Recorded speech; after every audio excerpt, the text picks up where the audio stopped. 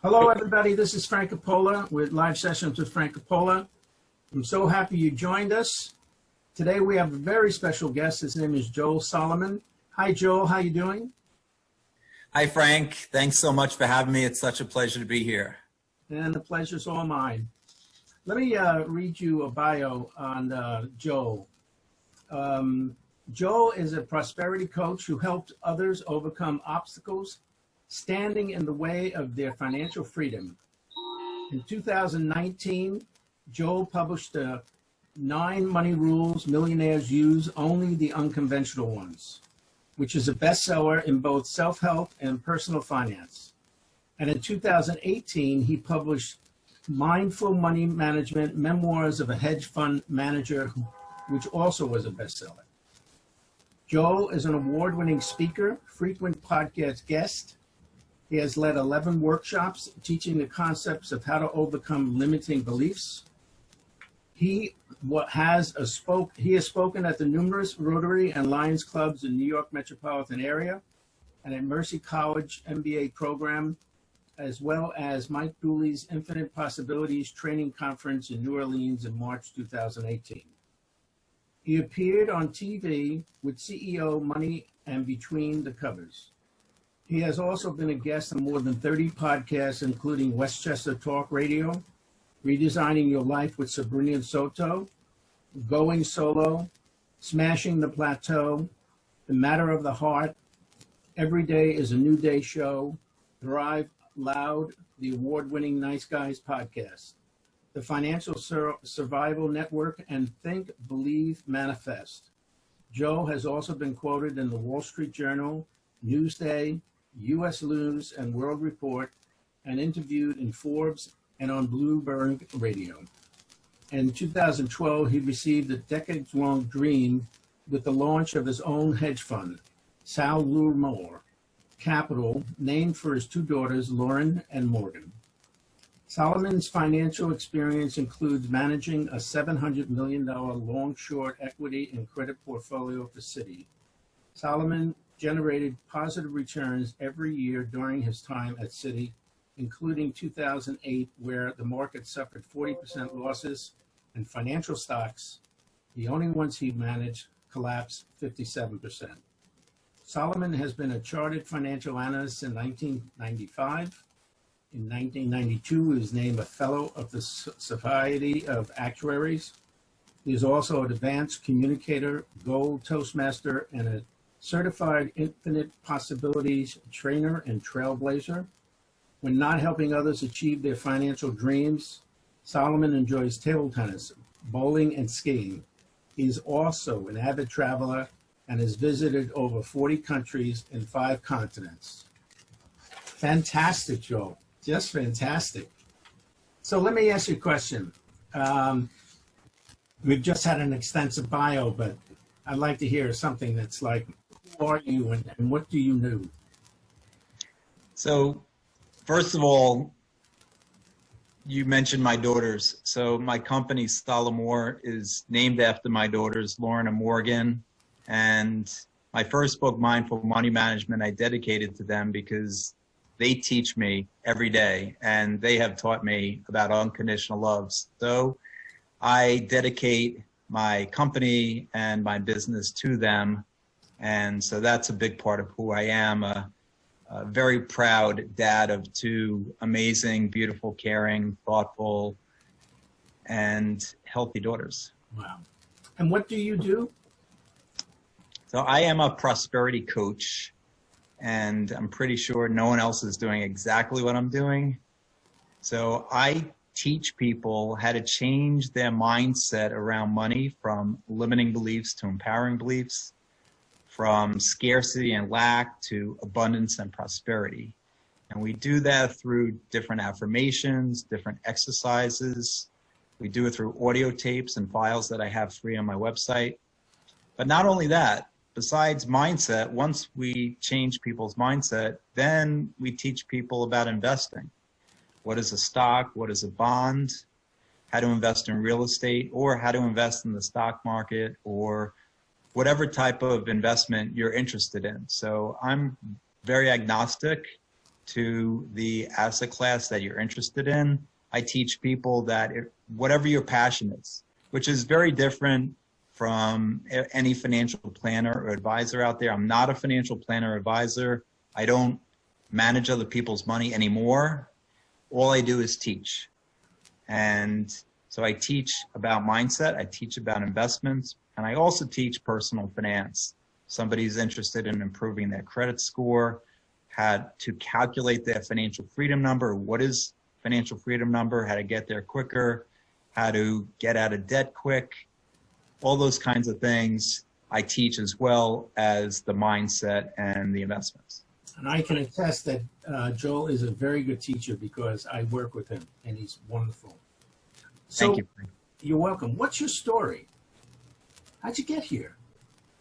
Great question. So you mentioned that I had a lifelong dream. Actually, since 1993, my dream was to become a hedge fund manager, to manage other people's money. I didn't have an MBA in finance. I didn't have all the background that the typical money manager has, but I did have a dream. And I achieved that dream. It took me a long time. A lot of people had doubt. And I teach now, #doubt the doubt. So have faith in your dreams and desires, and don't have faith in your doubt. Doubt the doubt. But when I had this dream to be a money manager, a lot of people doubted me because I was working as an actuary. You mentioned I'm a fellow of the Society of Actuaries, and everyone said, Joel, you have the greatest job in the world. So why would you want to switch? In fact, I was 27 years old. I was making over $100,000. In today's dollars, that's over $400,000. I had just spent 7 years passing all these exams to become a fellow of the Society of Actuaries. I had no stress. And the actuary was on the cover of Forbes magazine as the #1 job in the country. So why switch? Well, I had a dream, and I wasn't enjoying my day. So I finally found an actuary who was working on Wall Street who told me how to get there. And everyone else said, don't do it. So I had to deal with the doubt, not only their doubt, but the doubt that got into my head. So it took me 15 years, but I finally achieved my dream.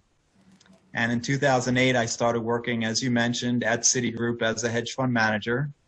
And not the best time, as you may remember, 2008 was a year similar to this one. It was a very tough year in the stock market.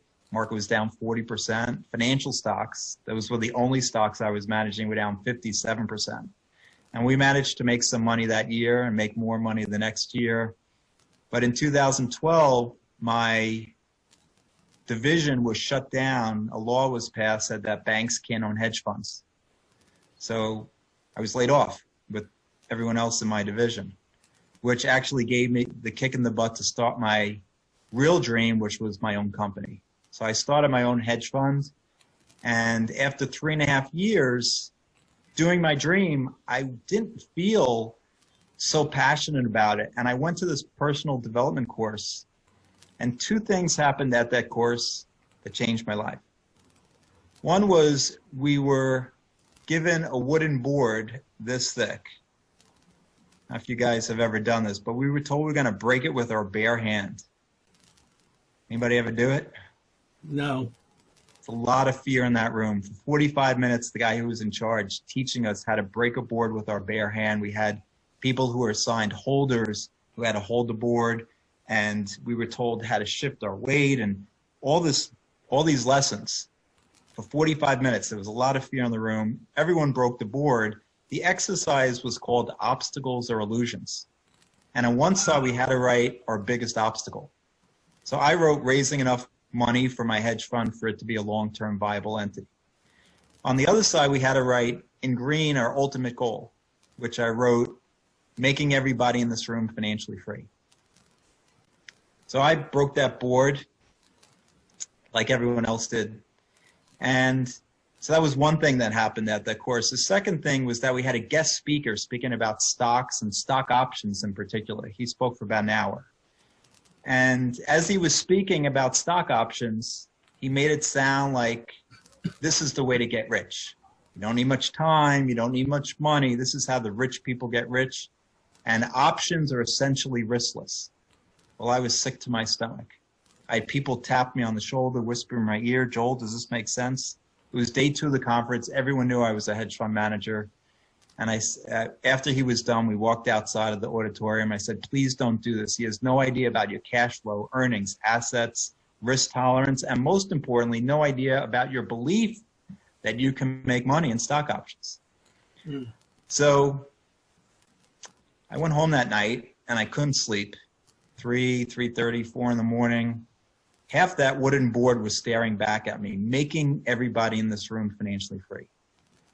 And I kept on thinking about this guy who had spoken in front of 200 people. If I could ever get up the courage to speak in front of 200 people, because back in 2015, my biggest fear in life was public speaking, I could do a better job. I could be authentic. I could really teach people the truth as opposed to misleading them and some may say lying to them. So it hit me at about 4:30 or 5 in the morning, and I took the train into Manhattan, 54th and 6th, got into my office, and I sent an email to my investors telling them I'm giving them their money back. I'm shutting down my fund because I found my true purpose. And so here I am, living my next dream, which is to help at least 100,000 people become financially free. Thank you. That's an incredible story. The power of intention. Wow. Wow. So you wrote a book about the 9 money rules, Millionaires, at least unconventional ones. Could you tell us about the book and why did you write the book? Yes, great question, Frank. So the first book I wrote, Mindful Money Management, was really a memoir. And the feedback I got was I wanted to know about how to become mindful while I'm managing my money. What do I need to do? What particular activities or processes do I need to do to have mindful money management? And what do professionals do? How do they deal with the ups and downs in the market?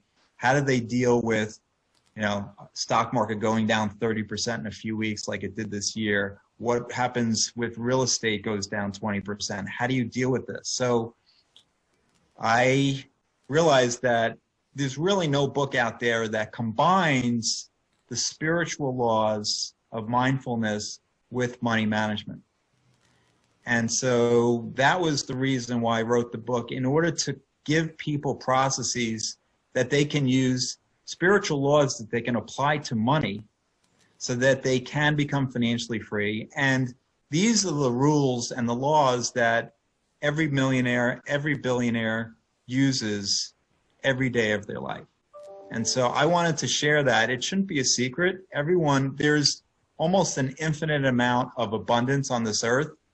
And a lot of people are taught, well, it's a zero-sum game. If I have less money, then somebody else has to have more. If I have more, somebody else has less. It's not how it works. There's literally $450 trillion of net worth on this earth. And so if you divide it by 7.5 billion people, you have more than $5 million per person. It's really almost infinite. It's like most people go to the ocean with a thimble instead of going to the ocean with buckets. So I wanted to express and show people through this book that it is available to everyone, no matter where you are, no matter where you're starting from. If you use these 9 money rules that millionaires use, you can become financially free and can become financially free quick. And what I want to do today is, for anyone who's watching live or watching the recording, I want to give away to 5 lucky winners my book, personalized signed copy. If you email me at joel@salaurmor.com, I'll pick 5 lucky winners and give the book away. Very generous, very generous. One of the things that I learned from the program that we've been through is you have a term called act as if. And why should you act as if regarding your goals? Yeah, it's a really powerful way to live your life. And if you could act as if or pretend or daydream all day, your dreams and desires, I will tell you it works. So let me give you an example. When I was starting my hedge fund, I didn't tell you the complete story. So here's the complete story. So I got laid off from Citigroup and I had a lot of doubt. I actually looked for other jobs. And believe it or not, I had a hard time finding a job, even though I made money every year for Citigroup, even in 2008, 9. And then it hit me, Joel, what are you doing? You're supposed to start your own company. So I started the process and I went out and I talked to different companies who would give me money to manage. I got 2 companies that orally agreed to give me money. And so I went about getting all the service providers. I got an accountant and a lawyer, a broker. I even got that prime real estate space first on 54th and Madison Avenue. Like I was like, I have arrived, right? 54th and Madison.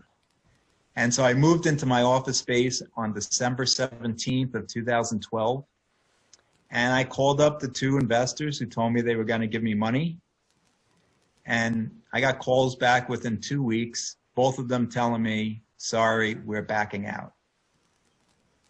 Now I had a lease committed for a year. I had all those service providers, the lawyers, hedge fund lawyers are not inexpensive. I had the accountant, the auditor, the broker, all these service providers expecting money every month. So I could have given up. I could have given up on my dream. But this was a dream I had for 15 years, and I was this close. At least it felt like I was this close. So what did I do? I acted as if we already had the money. I acted as if those 2 investors had given us the money. How did I do it? Well, January 1st, 2013, I hired the analyst I was going to hire if I had the money. And we started having morning calls to talk about stocks every morning, as if we had the money. We went to conferences and met with companies as if we were already invested, and asked them the tough questions. And I did something even more crazy. I literally calculated every day the amount of money we made or lost, as if we were invested. So I wrote down all the stocks we had bought, pretending, and wrote down all the stocks we were betting were going to go down, shorting. And every day I would scream at my analysts, Sean, what did you do? That was a terrible day. We got to fix this. Of course, it was my responsibility. I take full responsibility for pretending to lose money. But we rejiggered the portfolio. And then, okay, we had a great day, Sean, keep it up. And 3 weeks later, we had a great meeting with a potential investor. And just 6, 7 weeks later, we had the money. And we had a written agreement that we're getting the money. And I truly believe to this day, because we acted as if we had the money, we got the money. Fantastic. I guess that's what you call mindful money management. Well, that's one mindful money management technique, yes. Yeah. Tell me a little bit about the 9 money rules for millionaires. What are they? So there's the spiritual rules and there's the processes. So I'll share all the rules first, and we can ask me whichever one I want to go into. I have a story about each. But the first one is when you believe. So belief is really critical, having faith. So number 1 is when you believe. Number 2 is trust your intuition. Number 3 is, can happiness buy you money? It's a little bit of a twist. It's a rhetorical question also. Sure.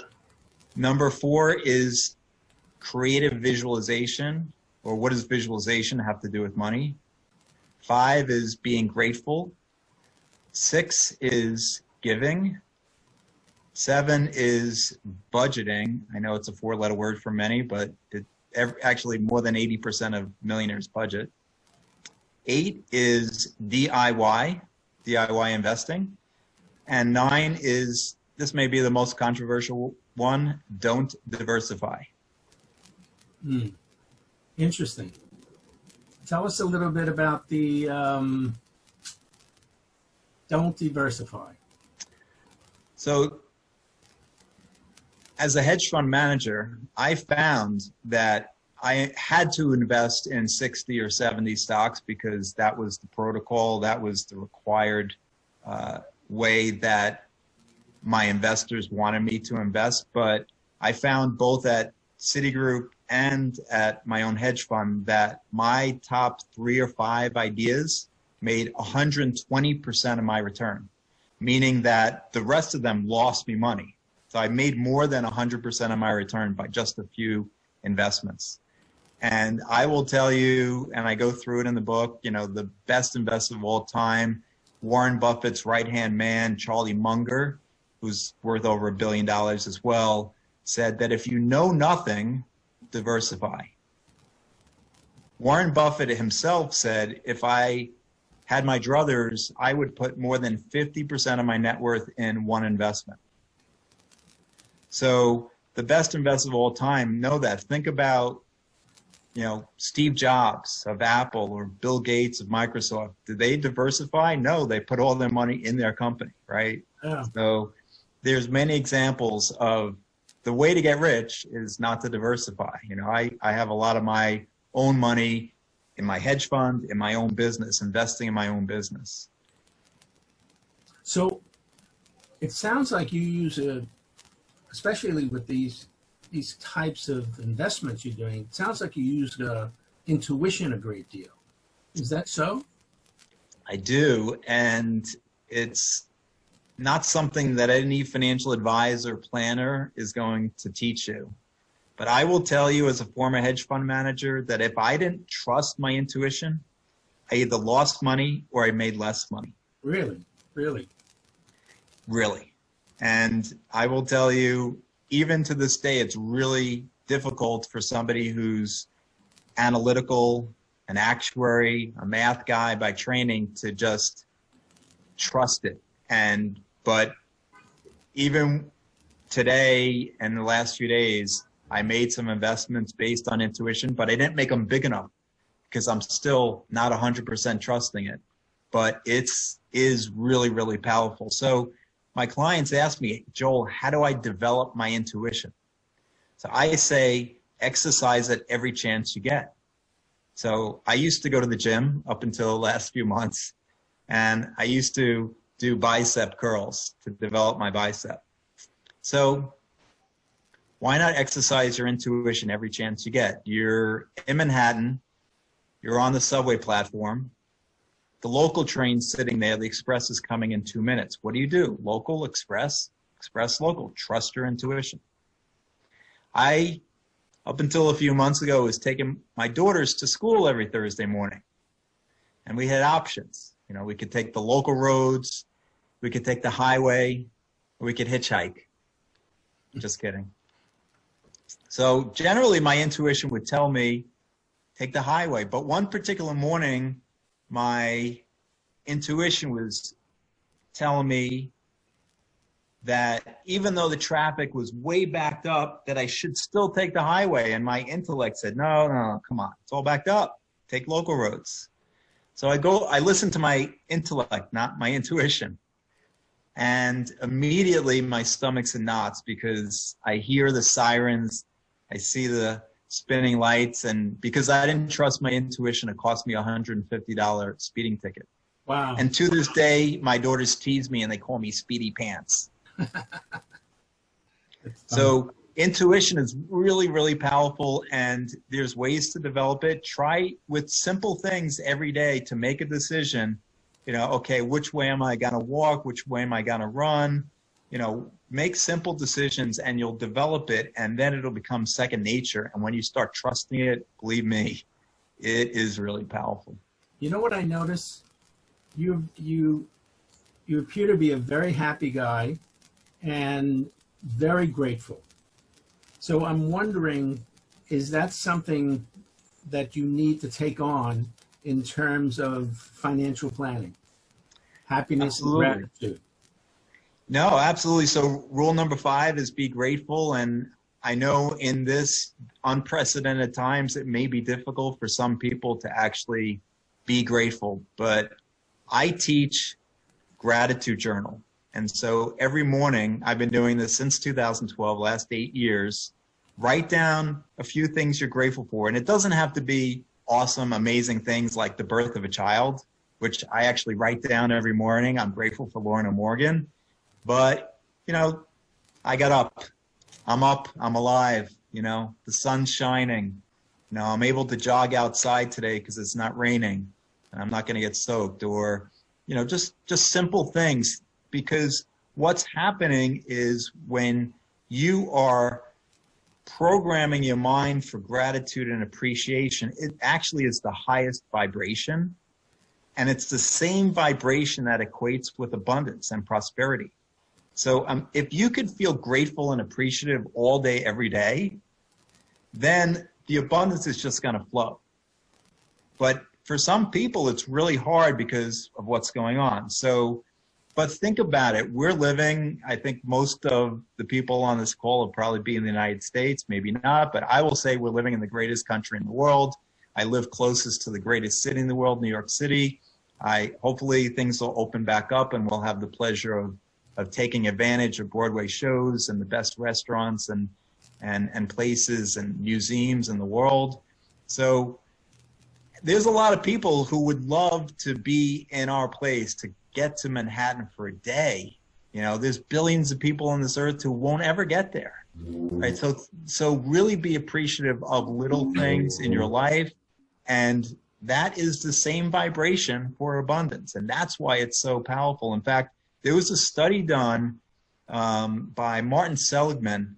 He wrote a number of really powerful books, a psychoanalyst, psychologist, psychiatrist, and he found that if he checked the brain synapses of people who wrote down at the end of the day, right before they went to sleep, 3 things they were grateful for and why they were grateful. And the brain synapses actually expanded in the brain after 30 days of doing this. And there's the synapses are actually, there's brain plasticity that goes on. So you can actually continue to improve your brain synapses no matter what age you are by writing down what you're grateful for and why. And that actually helps you to be happy, to be appreciative, and of course, to be prosperous and abundant. Wow. So I'm wondering, after all this time and the journey you've been on, you must have been going through life lessons. Can you give me, what would be the greatest impact of one of those life lessons, and what did you learn from the lesson? Yeah, I think I talked about my biggest life lesson, which was when I had to act as if. So one, hashtag doubt the doubt, right? So have faith in your dreams and desires. Things, maybe this is my limiting belief, but things just don't go like that, right? There's up and down, up and down, up and down. And so when you hit the inevitable obstacle, having faith in the dream and desire instead of like having faith in your doubt is really, really powerful and will continue to push you forward in your dreams. So if you have absolute faith that this is my dream and I'm going to achieve it no matter what, I'm going to overcome this obstacle, somehow something's going to come. I have absolute faith in the flow of the universe, in my beliefs and desires, and, you know, in source energy, then that is really powerful. So whenever you are having second thoughts about, is this the right thing to do, trust your intuition, tap into your belief, and have faith in your dreams and desires, and doubt the doubt. What are your values? Great question, Frank. I didn't mean to hold you up with that one. It's a great question. How do you set up your life around your values? So my most important values for me are integrity and being ethical and being authentic. like we talked about with the guy who's standing up on stage and misleading people, that just really hurts me. It pains me. So being open and honest and having really high integrity and ethics is just, that's for me how I live my life, and how I have high expectations for everyone else who comes to my life. And what's really interesting is when you expect that of people, you expect those kinds of strong values, you know, you get people like you to come into my life who have strong values, have strong ethics. It's just really amazing how what you put out, you get back. And it's just, so that's how I live my life. And I kind of expect everyone who comes into my life to have those same values, and it works. Thank you. Thank you for the compliment. I appreciate that. It's the truth. You must have a perspective now on having a life purpose. It sounds like you have a life purpose, but what's your perspective on that? So to me, it's rule number 3 in the 9 money rules. It's, can happiness buy you money? And I truly believe if you can find happiness, write down some things that make you happy. You know, I've lived most of my life conditionally happy. You know, literally for years while I was managing money for Citigroup and managing money for my own hedge fund, if I made money that day, I was happy. And if I lost money, I was unhappy, sad, depressed even. And it's a terrible way to live your life. Imagine, like, I'm not the best money manager in the world. The best make money 60% of the time. Maybe I made money 50% of the time. So every other day I'm unhappy on average. So that hit me not that long ago. It hit me July 1st, 2015, when I had the worst day managing money, that I started writing down things that make me happy. So uplifting songs, play a song in the morning, or 2 or 3, I do 4, that make me feel good, you know, unconditionally happy. Just, okay, I'm going to listen to this song and I'm going to feel better.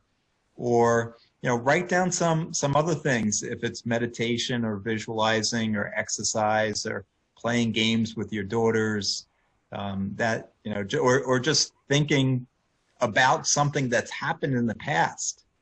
You know, if you can think about a happy memory, you know, something's not going so great right in that moment, your computer just crashed.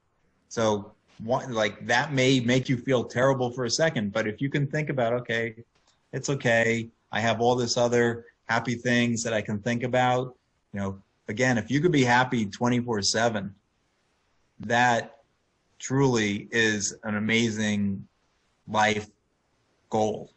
And so for me, being happy, trying to be happy in every moment is really a really good perspective on the meaning of life. Very, very powerful exercise. Yes. Really powerful exercise. Yeah, so write down a few happy habits. I recommend everyone listening to write down some few things that make them happy. And when something's not going quite right, you have something to go to.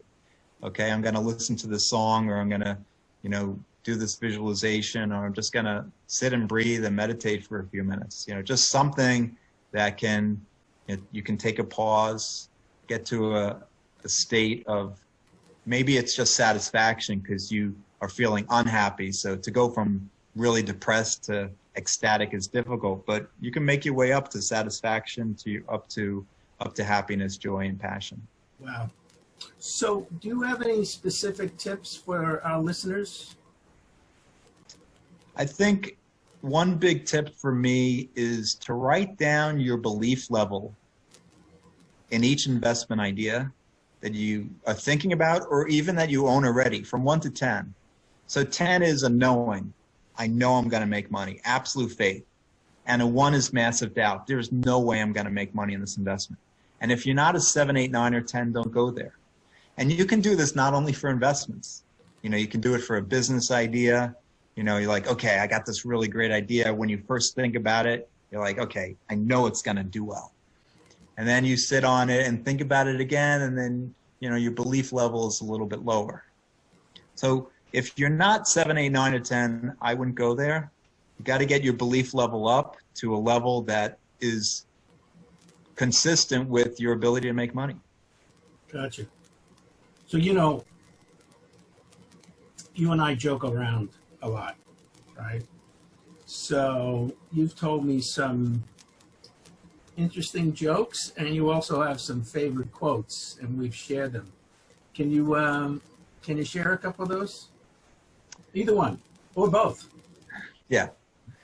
So from Napoleon Hill's Think and Grow Rich, whatever the mind of man can conceive and bring himself to believe, he can achieve.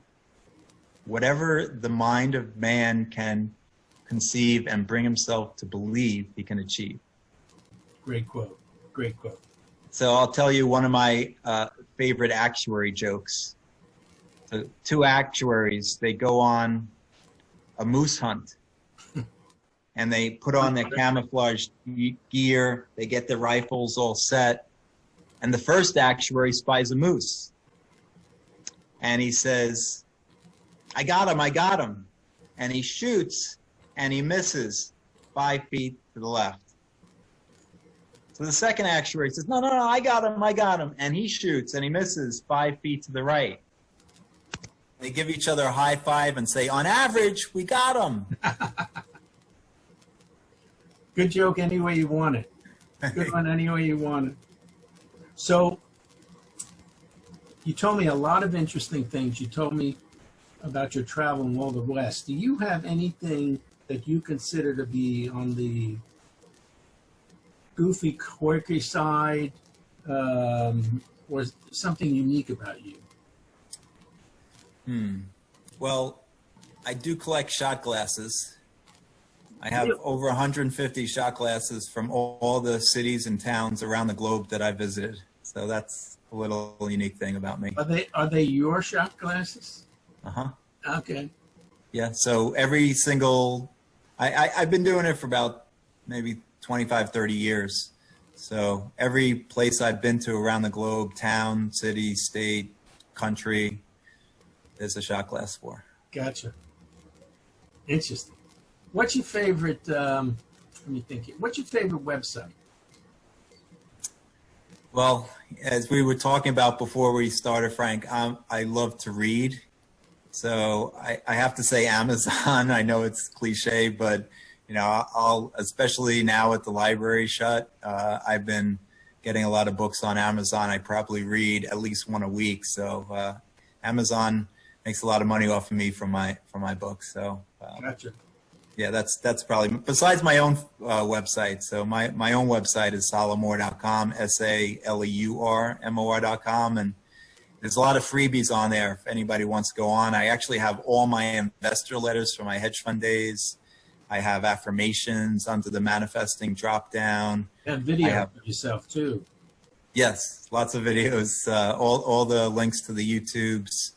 I have free audio files, the affirmations on audio, so you don't have to say them. You can actually listen. So there's a lot of free stuff on there. So I think we're going to start wrapping up a little bit. Do you have anything to offer to the audience? So at the beginning, we talked about for 5 lucky winners, the 5 free books. I'll give away the 9 Money Rules Millionaires Use. Email me at joel@SALEURMOR.com. I'm also going to give away a free white paper called The 5 Mistakes New Millionaires Make. Now, act as if you're not a millionaire yet. If you're not a millionaire, act as if you are, and text to the number 66866. That's 66866. Actually, the number 9 money rules, all one word. So 9 money rules, like that. It says on the title, no spaces in the text subject, and you'll get that free white paper. Excellent. Now, Joel, how can people reach you? And tell us about I know your website, but just tell people what that is. What's the URL? And yeah, so again, it's Salemor, SALEURMOR.com. Again, my company name is named after my daughters, Lauren and Morgan. So it's Laura Moore with the first 2 letters of my last name, SALEURMOR.com. And you can reach me, and feel free to email me. joel@salaurmor.com. Don't feel like you're intruding. I'd love to get mail. Just love to hear from you. And I forgot one last thing. I'm going to give 10 free 30-minute prosperity coaching sessions away to people who are watching as well. It's on my website, front page. Just click on the link and you can sign up. There's a calendar link on there too. So I'd love to help as many people as I can who are watching today. Joel gives a tremendous free session. I'd recommend it to everybody that's on this call or in the future that are going to be on the call. Please do that. Yeah, in fact, one person manifested almost $7,000 just from that 30-minute call. So crazy, awesome things can happen in 30 minutes. Yeah. Joe, I can't begin to tell you, thank you so much. This has been nothing short of very informative and a lot of fun. Thanks, Frank. It's been a pleasure. I really, really did appreciate it. Thanks so much. You're welcome. So everybody, this is Frank Coppola with Live Sessions with Frank Coppola. I'm going to wrap up now. I want to thank you for all being here, and just the fact that you showed up says something about you as an individual and what you'd like to achieve in your life. And you can reach me by email at Frank Coppola, COPPOLA 01 @gmail.com. And you can also go to my URL, which is www.addcoachinggroup.com. It'll take you to another site, and you can get some freebies I got on there too. So everybody, thank you so very, very much for being on this call. And I'm looking forward to seeing you in the future. Bye-bye now.